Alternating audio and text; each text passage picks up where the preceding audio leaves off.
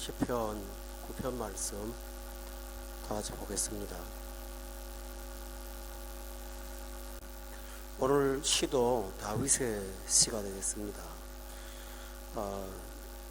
인도자를 따라서 맞춘 노래라고 표제가 붙어 있는데, 이 표제는 이 찬송이 예배의 공식적인 찬송으로 사용되었다고 하는 것을 우리가 알려주고 있습니다.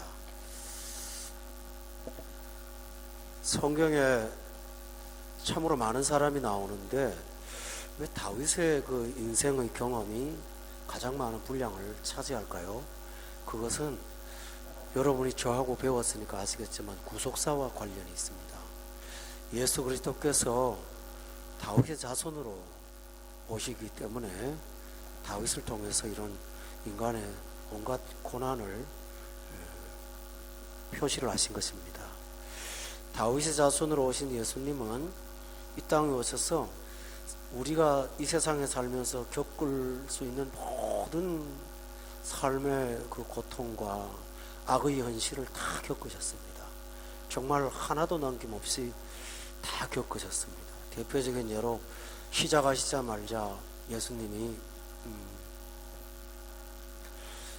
헤롯의 그 위협을 피해서 애굽으로 도피를 하셔야 됐고요. 태어나자마자 참 표현할 수 없는 가난 속에 사셨고요. 나사렛이라는 동네에 가셔서 험하기로 유명한 나사렛 동네 사람으로 사셨고요. 전설에 의하면 요셉이라는 가장이 일찍 죽었어요. 그래서 어린 시절부터 가족을 부양하는 가장의 역할을 하셨던 분도 예수님이십니다. 그런가 하면 12명의 제자를 선택하셔서 그들과 함께 동행하실 때 수많은 고초와 고통을 겪으셨고요. 병을 치료하고 배신당하고 사람을 사랑하고 그들로부터 십자가에 못 박힘을 당하는 인간이 겪을 수 있는 모든 고통을 주님께서 다 겪으셨어요. 그런데 그 고통을 겪으신 것으로 끝나지 않고 예수님은 당신이 고난을 당하심으로 우리에게 승리를 안겨주셨어요. 그래서 우리는 그 결과로 구원을 받게 되었습니다. 그 내용이 오늘 본문에 나오는 시와도 관련이 있습니다. 오늘 본문의 시는요, 전쟁을 하고 난 다음에 이기고 그 이긴 것을 결산을 한 내용입니다. 우리가 큰일을 하고 난 다음에는 이게 어떻게 이렇게 이루어졌는가 하는 결산을 하죠. 금액이 얼마나 남았고 성과가 얼마나 좋았고, 그리고 나서 이제 다 결산한 다음에 사람들끼리 하는 말이 있죠. 수고하셨습니다. 고생하셨습니다. 이렇게 끝납니다. 고대 왕들은 전쟁에서 이기면 자기 용명을 자랑하면서 자기 도취에 빠지고는 했습니다. 그런데 다윗은 전쟁에서 이기고 난 다음에 왕이지만 신하들을 불러서 잔치를 벌이거나 자기의 용명을 자랑하는 자리에 가지 않고 고요히 하나님 앞에 나아갔습니다. 하나님께 나아가서 이 큰 승리가 어디서 왔는가를 하나님을 중심으로 결산을 했습니다.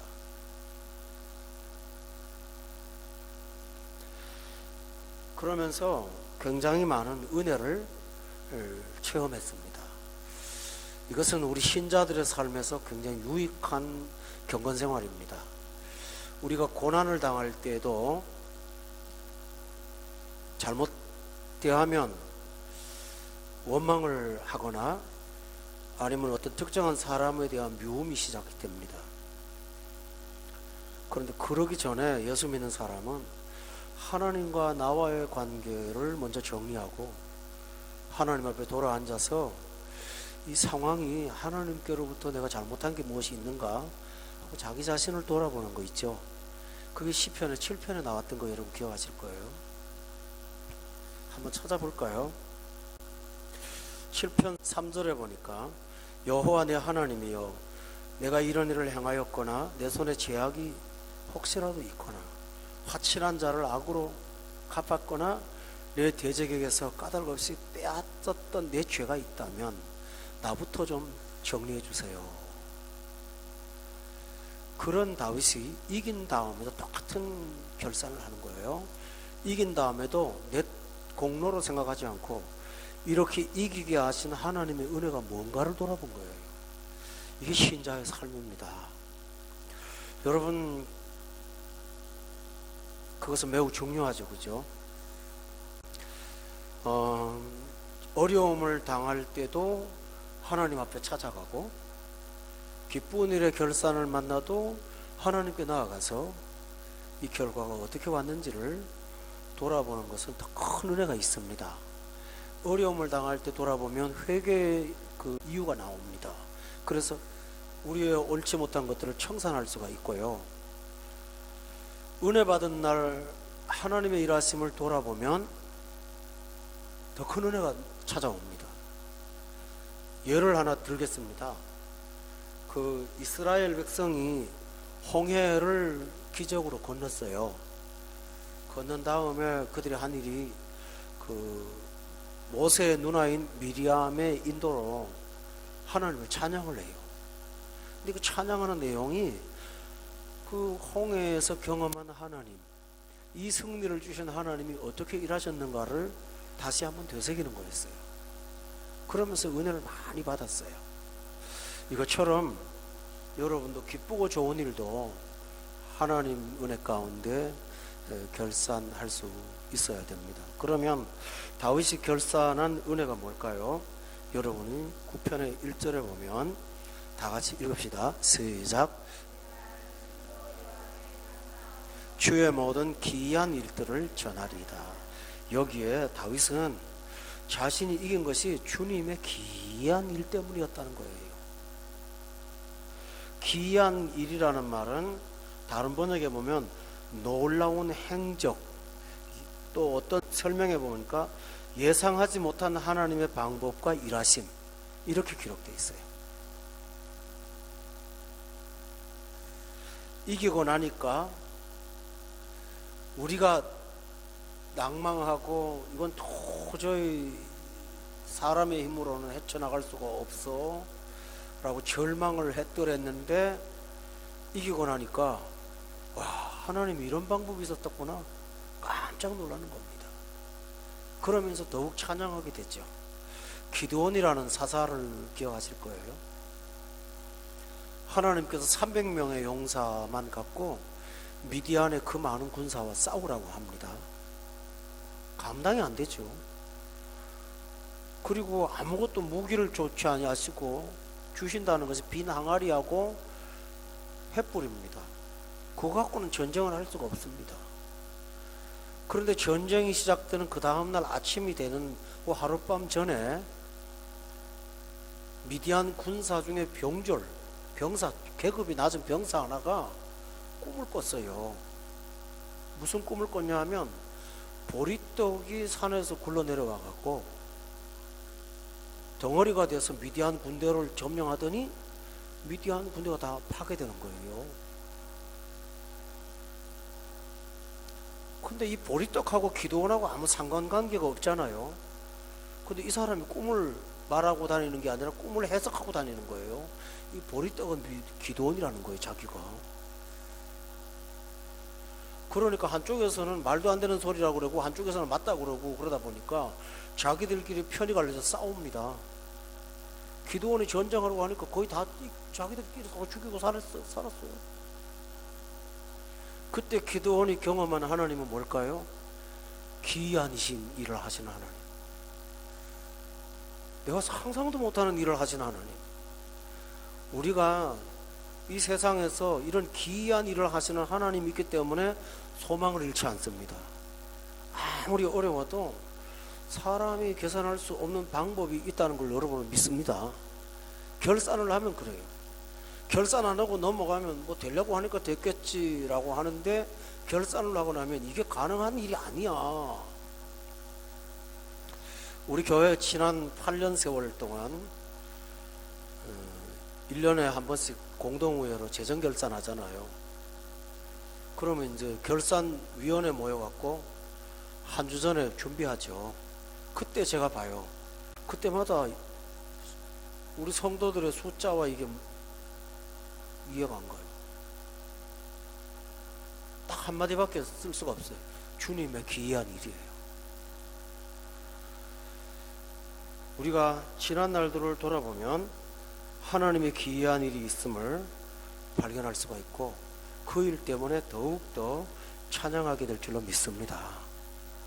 자기들끼리 모여서 전쟁에 이긴 거 당신 공이에요 하고 서로 공을 나누면서 서로 사람의 영광을 취했다면 훈장도 주고 뭐 이렇게 상도 주고 했다면 어떤 쪽에서는 내가 이 수고 더 했는데 나한테 조금밖에 안 준다고 할 거고 여러 가지 문제가 발생할 텐데 다윗이 홀로 하나님 앞에 나아가서 하나님이 하셨다, 기이한 일로 하셨다고 생각하니까 교만이 올까요? 겸손이 올까요?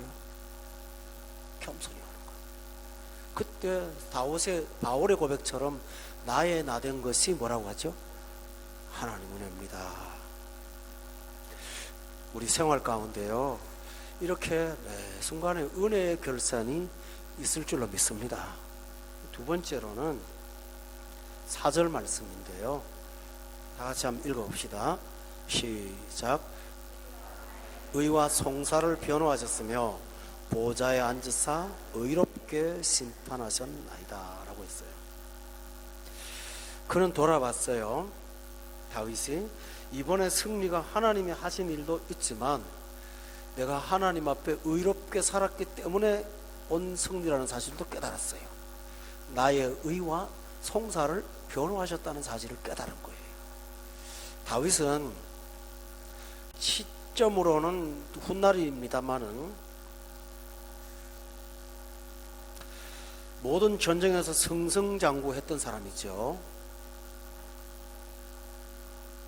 그런데 대패배를 한 날이 있어요.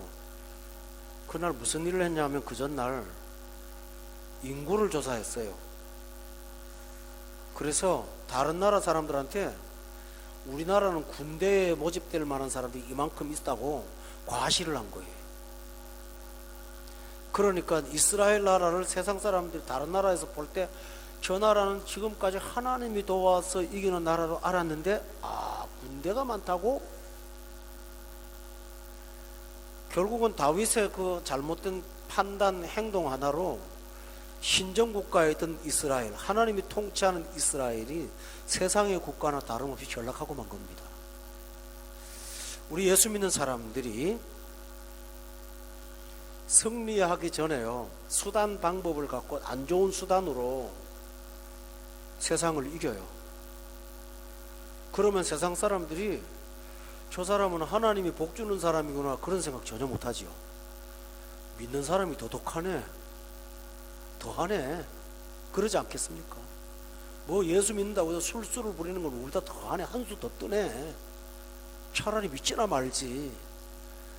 결국 우리는 세상에서 굉장히 지혜로운 사람으로 인정은 받습니다만 우리 가운데서 하나님이 역사한다는 것은 까맣게 지워버리게 될 것입니다. 다윗이 그 일을 한 거예요. 그러고 나니까 하나님이 진노하셔서 그 전쟁에 수많은 사람이 죽었습니다. 이 성경 말씀은 굉장히 중요합니다. 다시 말하면 우리가 불의를 갖고 하나님이 승리를 지켜주실 것을 믿을 수는 없습니다. 전쟁의 결과를 돌아보니까 내 의와 송사를 하나님이 기뻐 받으셨다는 사실을 깨달았습니다. 그러고 나면 그 다음부터 어떻게 될까요? 승리와 패배의 문제는 숫자나 돈에 있는 것이 아니라 의에 있다는 사실을 깨닫습니다. 그리고 나면 거짓말도 하지 않습니다. 그리고 나면 세상이 하는 방식대로 불의한 것을 취급하지 않습니다. 왜냐하면 승리는 여호와께 있기 때문입니다. 다른 사람이 뭐라고 하든 나는 그 술수를 따라가지 않습니다. 정직하게 한 길을 갑니다. 믿으십니까?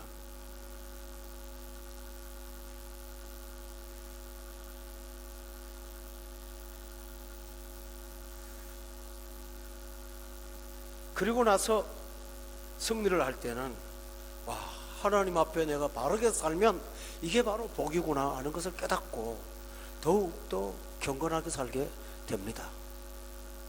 할렐루야. 그리고 또 복은 쌓입니다. 그때 요셉의 야곱의 아들 요셉이죠. 보디발의 집에 종 됐는데 저 사람이 하는 일마다 잘 되는 거예요. 그때 보디발이 뭘 받겠어요? 와, 저는 하나님이 함께하는 사람이구나. 그래서 요셉을 나중에 바로가 만났을 때 뭐라고 한지 압니까? 하나님의 신에 감동된 결혼 사람은 우리가 세상에 어디 가서 만나느냐고. 그러니까 저 사람은 죄수였지만 당장에 총리로 올릴 필요가 있다고. 세상 사람도 우리의 술수보다는 하나님이 우리와 함께 한다는 것을 더욱더 크게 봅니다. 여러분 믿으세요? 아, 그렇구나. 아브라함이 막벨라굴을 사는데 그 막벨라굴을 소유한 가나안 부족이 뭐라고 하는지 압니까?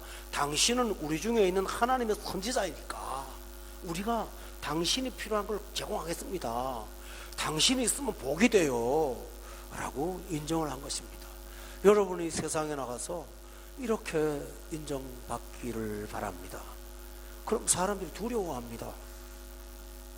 저 사람 아무것도 머리를 안 쓰지만 저 사람 건드리면 하나님이 가만 안 둬 라고 하지 않겠습니까? 바로 그런 필요가 있지 않겠습니까?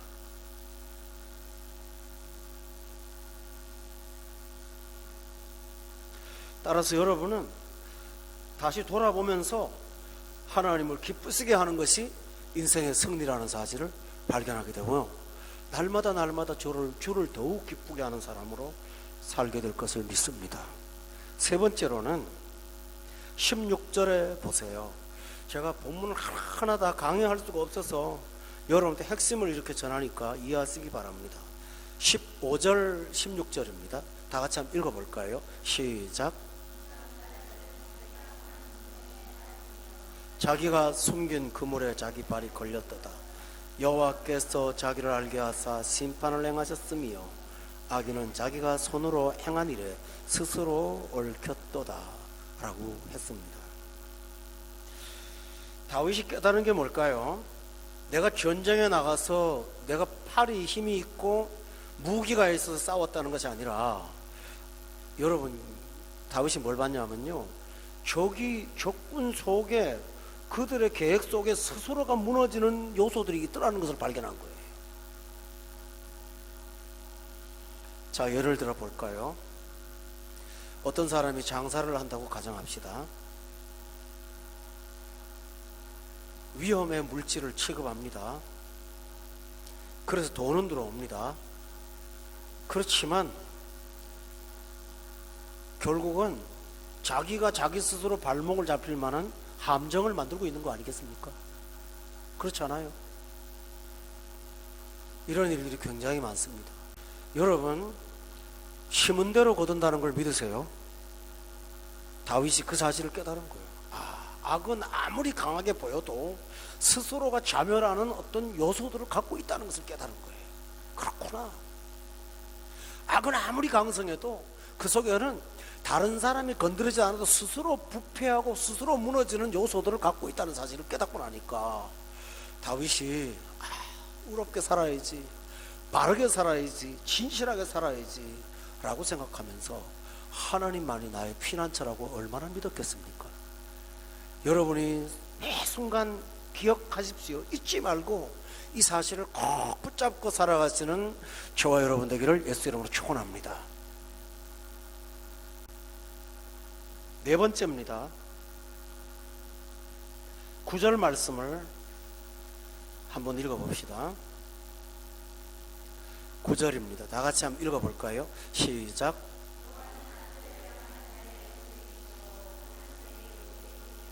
여호와는 압제를 당하는 자의 요새라고 고백했습니다.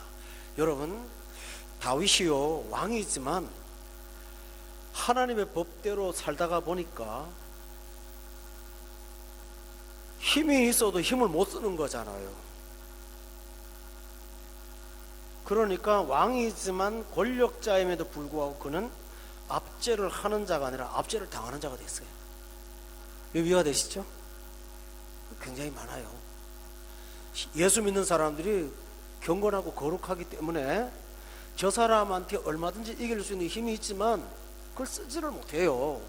그러니까 뭐죠? 압제를 당하는 거예요.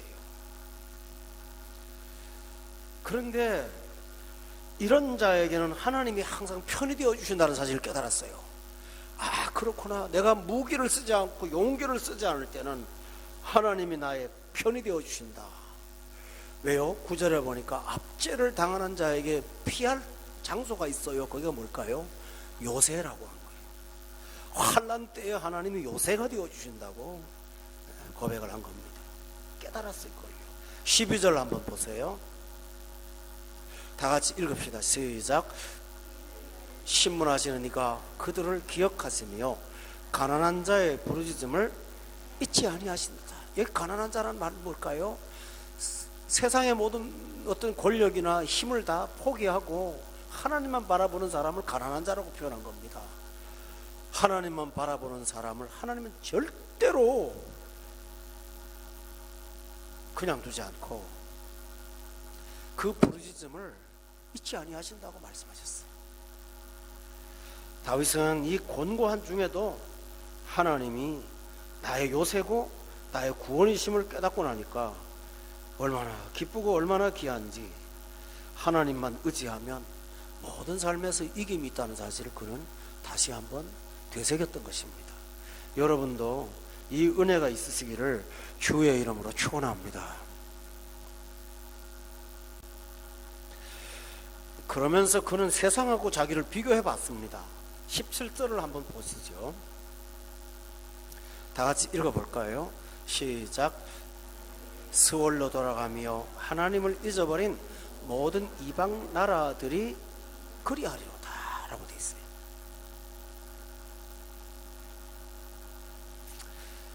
자신은 하나님을 철저히 의지하는데요, 악인들은 하나님을 잊어버린 사람들이었어요. 이런 사람들은 20절에 보세요. 자기는, 그 다음에 중요한 말이 나와요. 인생일 뿐이라는 말이 뭘까요?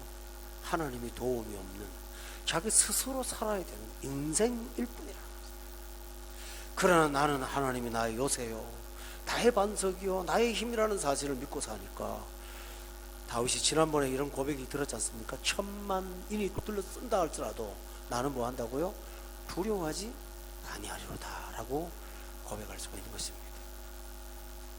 인생뿐인 사람과 하나님을 도움으로 믿고 사는 사람은 얼마나 큰 차이가 있는 것입니까? 여러분이 그 복을 받고 있다는 사실을 믿으세요? 이게 하나님의 은혜입니다.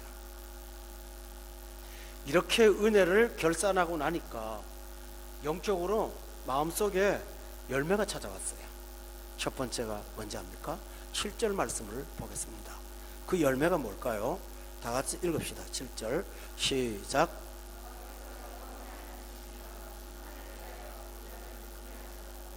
여기서 하나님이 앉았다는 말이 무슨 말일까요? 통치하신다는 뜻이거든요. 왕자에 앉아서 지금 통치하신다는 거죠. 다윗은 지금 뭐예요? 신분이 왕이에요. 왕인데 저는 이렇게 생각을 해요. 직장에 다니는 사람들은 사장님 부러워하고 그런 경우도 있겠죠. 마음대로 할 수 있고, 그죠? 자본도 있고. 근데 거꾸로요, 제가 어떤 사장님을 대화를 좀 해봤는데 늘 불안에 떨어요. 요번에 내가 사업 아이템을 결심하는데 이거 잘못하면 다 무너지는 거예요. 근데 누가 그 일에 간섭해 줄 사람이 없는 거예요. 자기가 결정을 해야 되는 거예요. 안 할 수도 없고요. 직원들한테 물어봤자 자기 앞가림을 하지 진심으로 조언해 줄 사람 없는 거 알거든요. 굉장히 고독합니다, 여러분. 근데요, 이분이 저한테 상담하신 분이 예수님 믿은 분이거든요. 그러니까 자기 왕인 하나님 앞에 나아가는 거예요. 하나님, 나 어떻게 하면 좋을까요? 제가 결제를 하고 이게 결정을 해야 되는데요, 제 결정이 옳은지 그런지를 봐주시고요, 하나님이 결정해 주세요. 하나님이 결정할 수 있도록 만들어 주세요 하고 하나님 앞에 결제 도장을 받으러 올라가는 사람이야말로 행복한 사람이 아닐까요? 저는 믿습니다. 아멘. 우리가 의를 행하면 어떤 방식으로든지 하나님의 통치하심이 있기 때문에 그 통치 속에서 여러분을 보호하실 줄로 믿으시기를 바랍니다. 아멘이세요? 직장 생활이나 무슨 일을 하든지 하나님 앞에 바로 서면 신기하죠. 원수라도 나를 돕는 날이 있어요. 하나님 그리하세요. 그래서 그 구덩이를 빠져나오게 하시는 좋으신 하나님이 우리 하나님이신 줄로 저는 믿습니다. 그래서 다윗은 결론적으로 11절을 다 같이 한번 보겠습니다. 한번 읽어볼까요? 시작.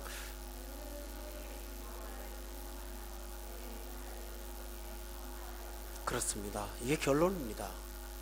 할 게 뭡니까? 최종 결산을 하고 나니까 하나님을 찬송하는 것밖에는 다른 게 안 올라오는 거예요. 하나님을 기쁘게 하고 하나님을 찬송하고 이렇게 일을 하신 하나님이 너무 감사해서 찬송을 부르는 거예요. 그러면서 14절 또 한번 읽어볼까요? 시작.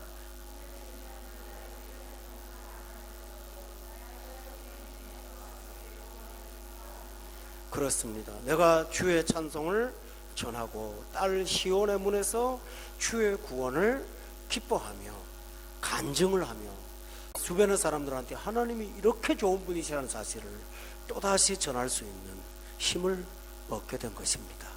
성도 여러분, 주변 사람들한테 우리 하나님이 용사시고 우리 하나님이 구원이시고 우리 하나님이 나의 상급이심을 선포하시면서 여러분의 입술에 하나님을 찬양하는 이 마음만 가득하시기를 예수 이름으로 축원합니다. 우리 생활 가운데 날마다 이걸 경험하면서 이 새 순간순간이 간증거리가 되는 저와 여러분이 될 수 있기를 예수 이름으로 축원합니다.